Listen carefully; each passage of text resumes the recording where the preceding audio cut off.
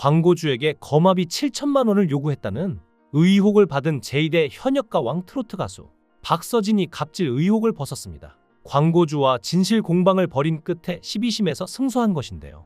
법조계에 따르면 서울중앙지법은 광고주 A씨가 박서진 측을 상대로 낸 1억 원대 손해배상 소송에서 1심과 같이 A씨 패소로 판결했죠.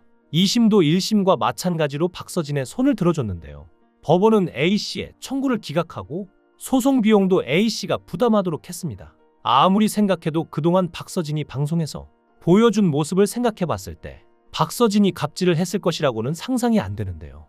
어떻게 된 일인지 빠르게 팩트만 알려드리겠습니다. 한 온라인 커뮤니티에 연예인 갑질 10종 세트 피해 도와주세요라는 제목의 글이 작성됐는데요. A씨는 지난해 가수 B씨와 2회 행사 출연 조건으로 광고 모델 계약을 체결했고 무리하고 부당한 요구와 갑질로 큰 손실을 입었다고 주장했는데요.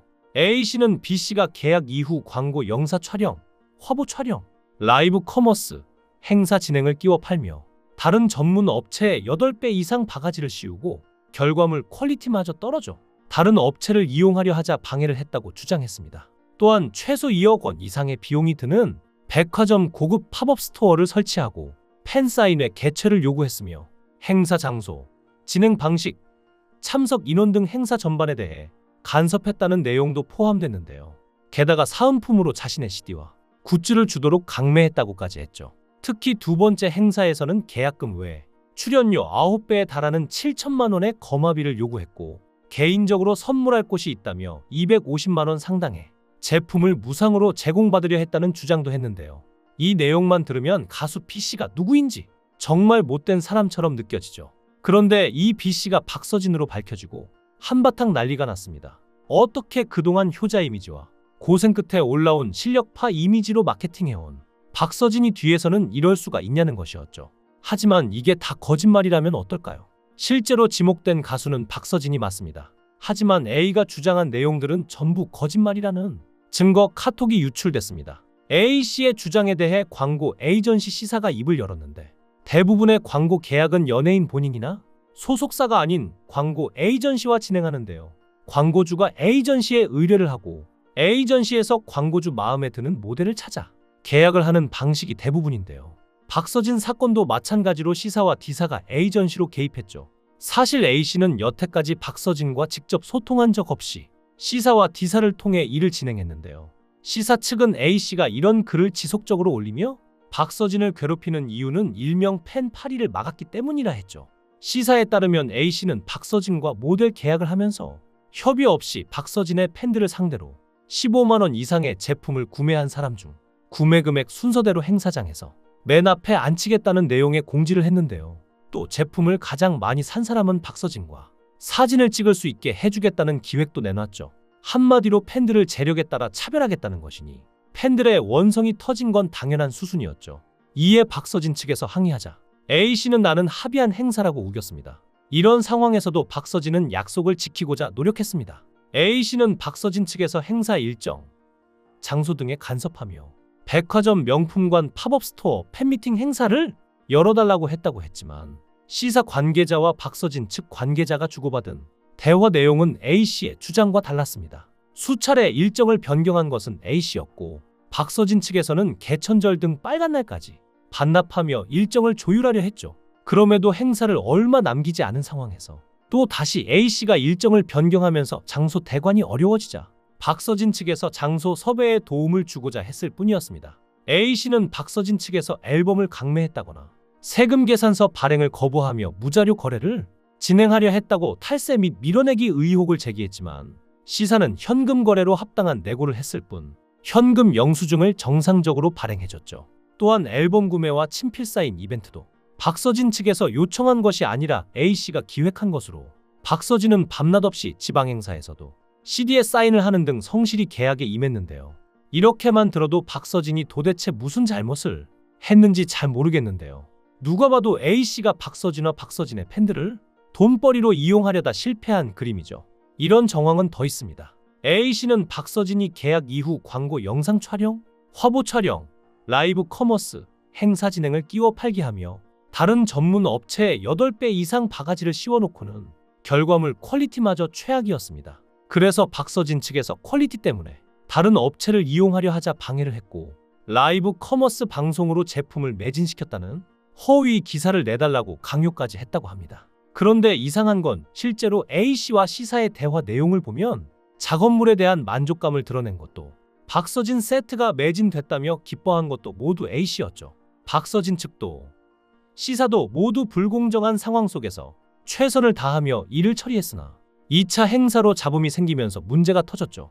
박서진 측에서는 미팅으로 대화를 시도했으나 A씨는 이를 거절하고 박서진 소속사 타조엔터, B사 등 연관된 모든 회사를 고소해버린 건데요. 그러나 경찰은 A씨가 타조엔터를 고소한 건에 대해 무혐의 처분을 내렸고 C사와의 소송전에서도 재판부는 C사의 손을 들어줬습니다. 그리고 이번에 결과가 나온 것이죠. 박서진이 100% 억울한 일이었고 박서진은 문제가 없었다는 것이 증명됐습니다. 판결문에 따르면 무리한 요구를 한 건 박서진이 아니라 A씨였다고 판단했는데요. 이제야 박서진이 억울함을 풀게 됐으니 그나마 다행이라는 생각이 듭니다. 사실 박서진은 낯을 많이 가리기로 유명한데요. 그럼에도 불구하고 가장 친한 사람으로 진혜성을 꼽는 이유가 있습니다. 진혜성이 박서진에게 먼저 다가와줘서 빨리 친해질 수 있었고 함께 동거까지 했던 사이로 무려 14년 된 인연이라고 하는데요. 옛날에 둘이 함께 살았을 때는 집이 14평 정도 됐고 둘이 대자로 뻗을 수 있는 크기가 안 됐다고 하죠. 박서진에게 친하다는 판단 기준이 진혜성보다 친하면 친한 거고 진혜성보다 덜 친하면 친해져야 하는 사이라고 생각할 정도라는데요. 박서진과 진혜성은 2011년 박서진이 17살, 진혜성이 22살이던 시절 부산의 한 작곡가 사무실에서 처음 만났다고 합니다. 당시 두 사람은 선배들로부터 모진 말을 듣고 상처를 받은 상황이었는데요. 그때 트로트계에 젊은 사람들이 많이 없으니까 어른들이 훈계를 많이 했었는데 박서진과 진혜성을 향해 노래 성공하겠냐, 포기해라고 한 것이죠.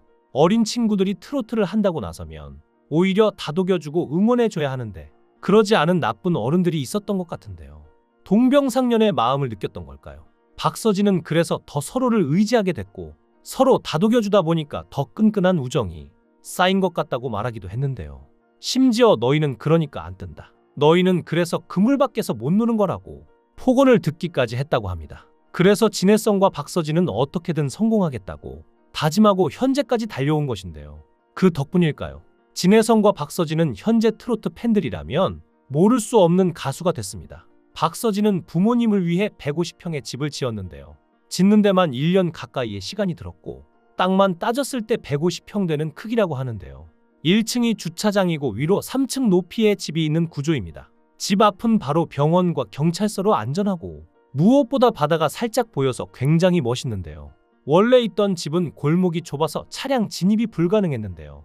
아버지가 15년 넘게 당뇨를 앓고 있는 상황이고 어머니는 과거에 자궁경부암 3기를 판정받았죠. 그래서 이번에는 부모님이 위급 상황에 바로 대처할 수 있게 병원 옆에 집을 짓게 된 것이었습니다. 원래 집을 지은 이 땅은 공터였는데요. 박서진이 땅을 매매해 새 건물을 지은 것으로 추정됩니다. 땅 구입부터 건물을 짓는데 추정되는 비용은 현재 55억인데요. 여기에 3층짜리 건물인데 엘리베이터를 지을 계획이었다가 비용이 부족해서 엘리베이터 대신 텃밭을 만들었다고 하죠. 무려 이 집이 박서진의 두 번째 선물이었는데요. 첫 번째로는 사천에 건어물 가게를 차려드렸죠. 부모님은 연세가 있으신데도 불구하고 여전히 뱃일을 하고 계셨기 때문에 걱정이 됐던 것 같은데요. 그래서 박서진은 부모님께서 편하게 지내실 수 있도록 건어물 가게를 차려드린 것이었습니다. 또한 건어물 가게는 둘째 형을 위한 것이기도 했습니다. 박서진의 부모님이 재혼하셨고 아버지 쪽에는 3명의 아들이 있었는데요.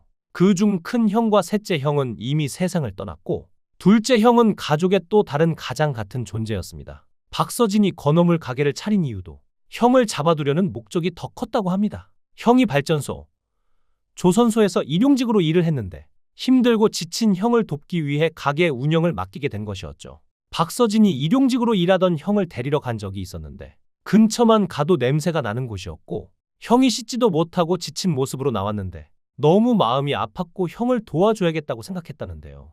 박서진이 과거에 고생했던 걸 생각해보면 현재 박서진의 이런 성공이 대견하기만 합니다. 앞으로도 박서진을 응원하겠습니다. 여러분들도 그를 응원하신다면 의견을 댓글로 남겨주세요. 시청해주셔서 감사합니다.